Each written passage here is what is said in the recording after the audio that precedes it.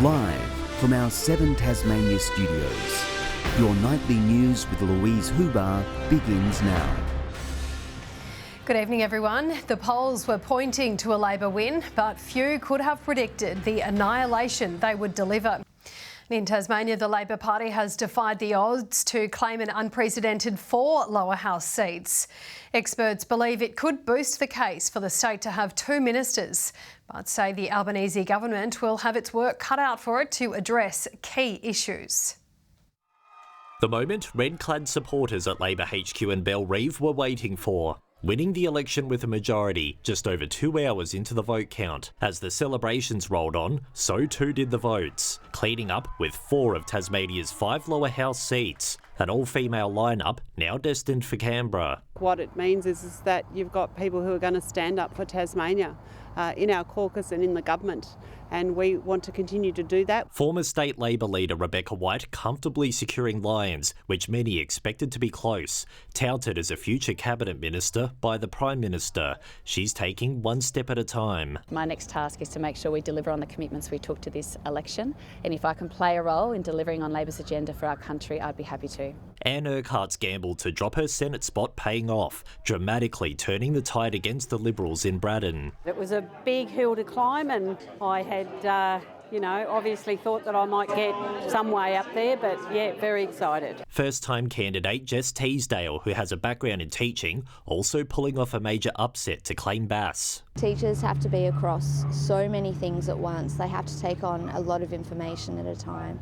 And I think that's exactly what we've done throughout this whole campaign. Anti-salmon campaigner Peter George, ultimately unsuccessful in Franklin, despite giving Julie Collins an early scare in the vote count. If Labor doesn't understand that this was an insurrection against the taking over of our waters by the international salmon industry, then they're severely mistaken. But the Fisheries Minister insists there's broad support for the salmon industry to coexist with the environment. You can have a sustainable industry and strong environmental laws and protections, and that's what the majority of Tasmanians want.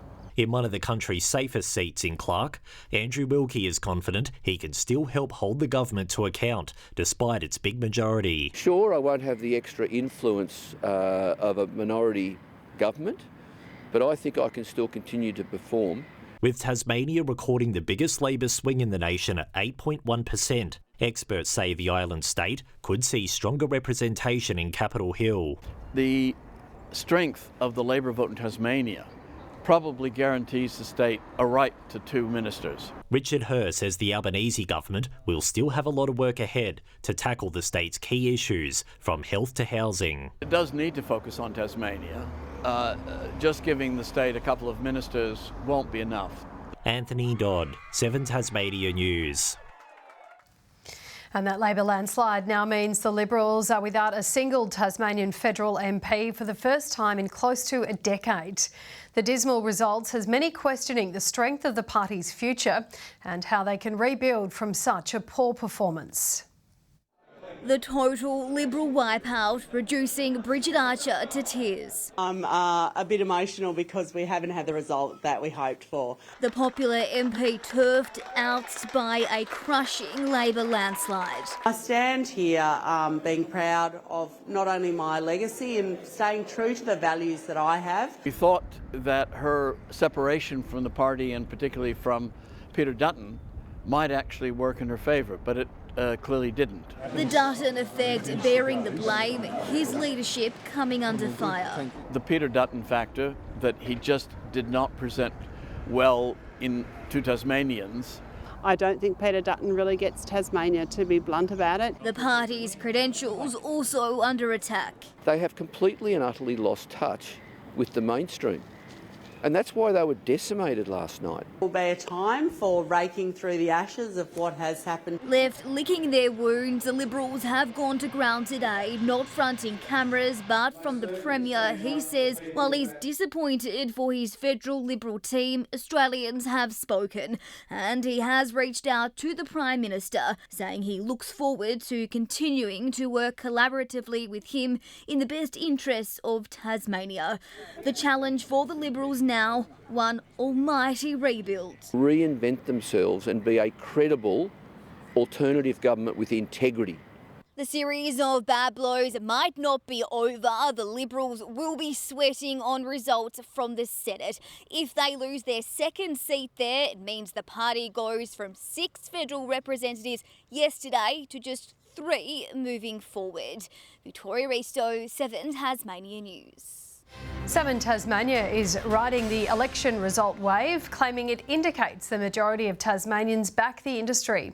Luke Martin says it's clear Braddon, where Macquarie Harbour aquaculture was met with much controversy, demonstrates the support, with Anne Urquhart reeling in a resounding win. And in Franklin, where Julie Collins retained her seat despite a major swing against her.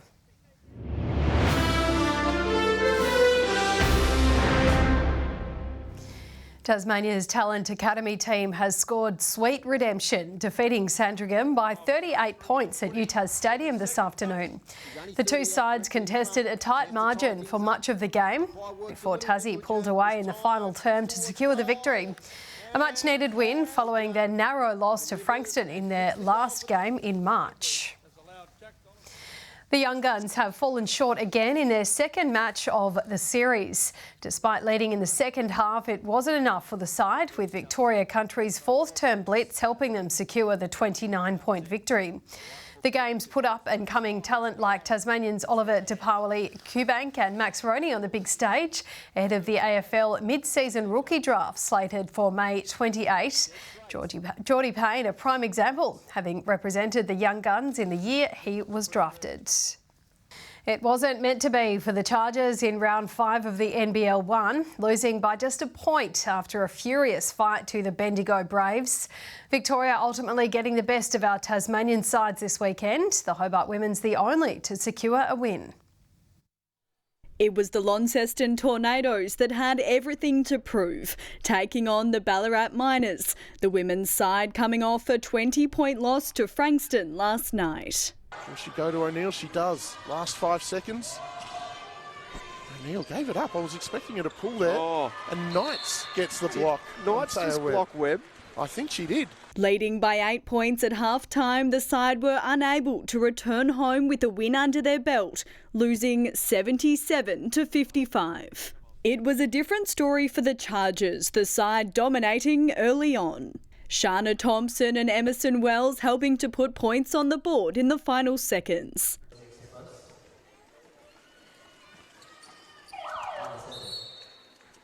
She finishes both, and that'll be, you would think, Thompson done for the evening. 15 points, 9 rebounds, 3 assists.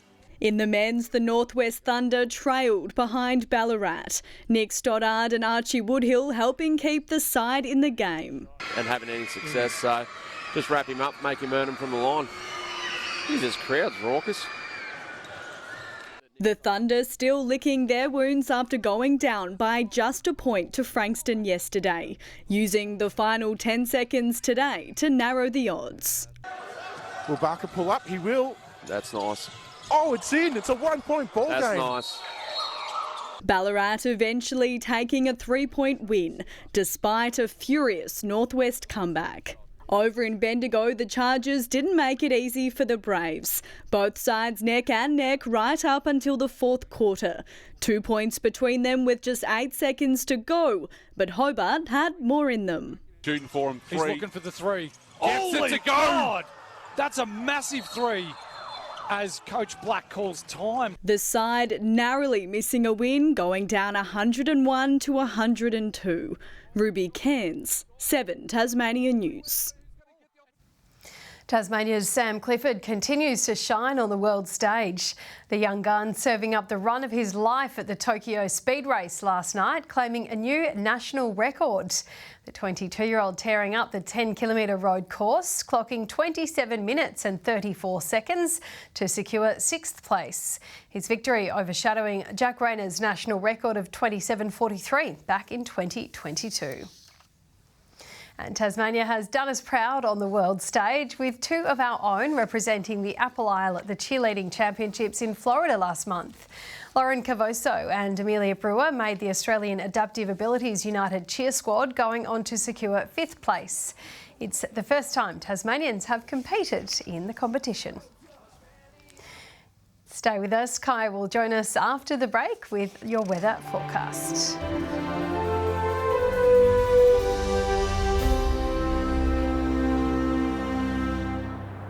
Good evening. It was 19 in Hobart today, 21 in Launceston, Devonport 19 and 20 in Burnie.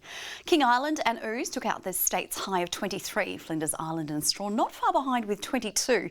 21 at Smithton and Grove, Low Head and St Helens 20, 18 at Friendly Beaches and 14 again in Laiweni today.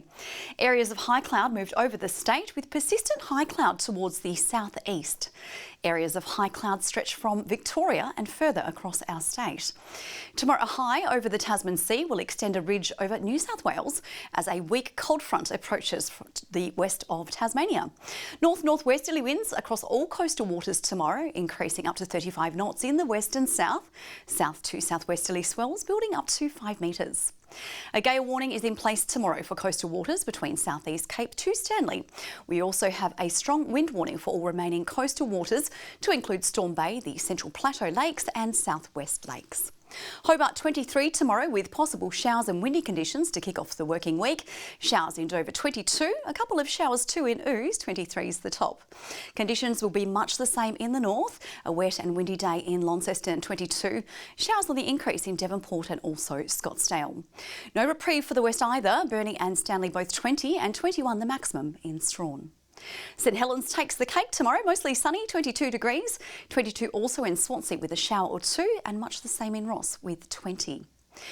The wet and windy conditions continue right into Tuesday. Very little change on Wednesday with snow to around 800 metres about the south.